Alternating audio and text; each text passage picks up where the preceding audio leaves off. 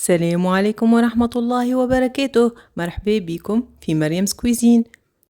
اليوم مش نطيبو بسبس بالكسكسي أو في بلايص أخرى يعيطولو فرفوشة. هذه أكلة تونسية ومش نعطيكم غوسات صفاقسية. الحق الروسات خديتها من عند حماتي. كملوا معايا الفيديو مش تعرفوا الخطوات الكل اللي اتبعتها مش تحصلت على هذه الأكلة البنينة وفي نفس الوقت صحية. مش هذه الأكلة طيبلنا على قاعدة لازمنا نخرجوا الطنجرة متاعنا والكسكاس. الطنجرة مش تطيب فيها الصوص والكسكاس مش نحطوا فيه البسباس والكسكسي. نبداو ناخذوا 3 ربطات بسباس نغسلوهم وبعد نقصوهم بهذا الشكل.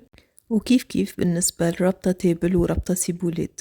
بالنسبة لهالوصفة سيبولات سي اوبسيونيل مش إجباري إنكم تضيفوها.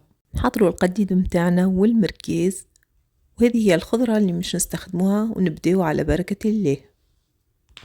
سيباريو المقفول متاعنا ونحطو 3 لتر ماء ملوطة والبسباس يتوزع بهذا الشكل. نركبو المقفول متاعنا ونخليوه 20 دقيقة باش البسباس يطيب. نمشيو توا نحضرو الصوص متاعنا. نبداو نحطو القديد مع الزيت متاعو مزدتش حتى زيت آخر. نخليوه يتقلى ماذا بيها التمبيراتور متاعنا ما تكونش عالية برشا. ونزيدو المركز متاعنا. نبداو نهزو المركز بعد ما تقلى بالباهي ونحطوه في صحن أبار.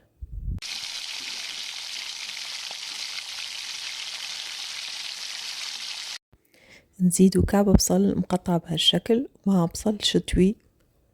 هذه هي الأكلة أكلة شتوية معناتها في الأكثر التوانسة يطيبوها في الشتاء أما احنا شتيناها في الصيف دونك بوركوا با. ونزيدو طماطم الحكة 4 مغارف طماطم حكة. حد التو ما زدت حتى قطرة ماء جوست خليته يتقلى شوية وتوه باش نضيف الماء بعد ما تقلى تقريبا زدت لتر ماء. خليه الصوص طيب على روحه ونبداو نحضروا الكسكسي متاعنا. انا لنا ضفت 3 كيسان كسكسي زدت عليهم زيت زيتونة بعد الماء ورشة ملح.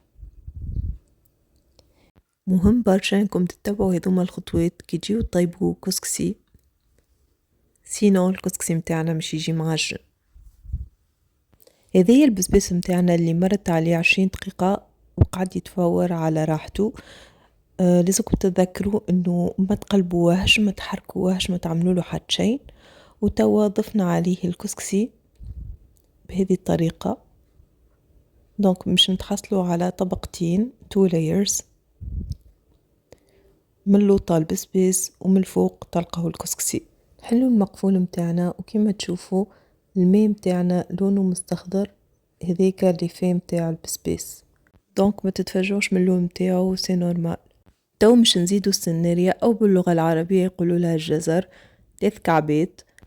ومن بعد مش نزيدو البطاطا. انا بالنسبة لي السنارية لازمها اكثر وقت باش تطيب من البطاطا دونك لازمني نحط بيناتهم تقريبا 10 دقايق ومن بعد نزيد البطاطا متاعي.